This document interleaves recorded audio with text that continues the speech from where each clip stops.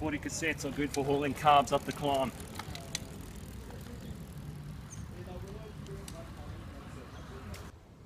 How did I go vegan? How did it all start? How did my journey begin?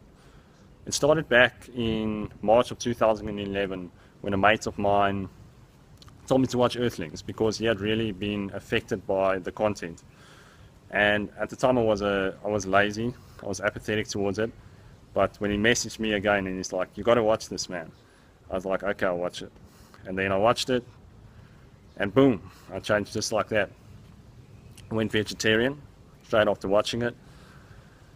Was vegetarian for 2 weeks, then decided to become vegan. I didn't know at the time what a vegan was when I watched Earthlings, but as soon as I went vegetarian, funnily enough, I learned about veganism, and I just decided, okay, it's hypocritical to be vegetarian.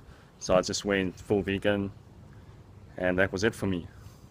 A little bit later on, 5 months, 6 months down the track, I watched Durian Rider, and I thought, when I watched his first video, I thought this guy's a little bit crazy. He's like spiritual woo-woo, because I watched like a video of him where he was in nature talking about how many bananas he eats, and I'm like, whoa, this dude's crazy. But then after watching some more of his stuff, it all made sense to me, it all resonated with me, and I could relate to his content. And that's how I took the whole vegan thing to a new level in terms of nutrition. So that was the nutritional aspect of it. And I think it's very important that new vegans learn about how many calories they should eat, because the caloric density of plant foods is obviously lower than animal foods.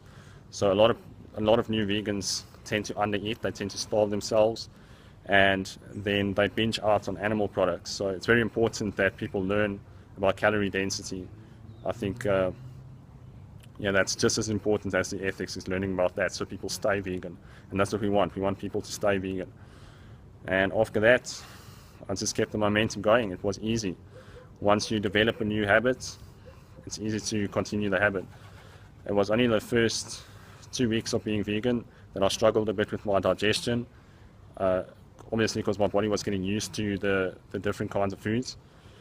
But in the past, I was still high carb. I still ate a lot of high carbohydrate foods, so it wasn't a massive shift for me. And I just replaced the old animal products with the vegan versions of them, and that worked perfectly. It was so easy. I didn't feel like a compromised taste or anything like that. And ironically, I discovered so much more flavors as a vegan, because you just learn about new foods. It's just part of being vegan. If you do the research, you discover so many new foods that you can eat. It's just a myriad of possibilities out there. I think the best thing that people that are interested in veganism can do, that aren't vegan yet, is to watch Gary Yourofsky's speech. That is definitely the best motivator out there to go vegan, because he covers all the aspects. He covers the ethics, he covers the nutrition, he covers the environmental impact. He just goes over everything. So if you have more reasons to do something, you're going to be more motivated to do it. So definitely watch Gary Yourofsky's speech. And you can find it so easily on YouTube. You just type Gary Yourofsky best speech ever, and I'll also link it in the description down below. So that's how I went vegan, and the only regret that I have is that I didn't go vegan sooner.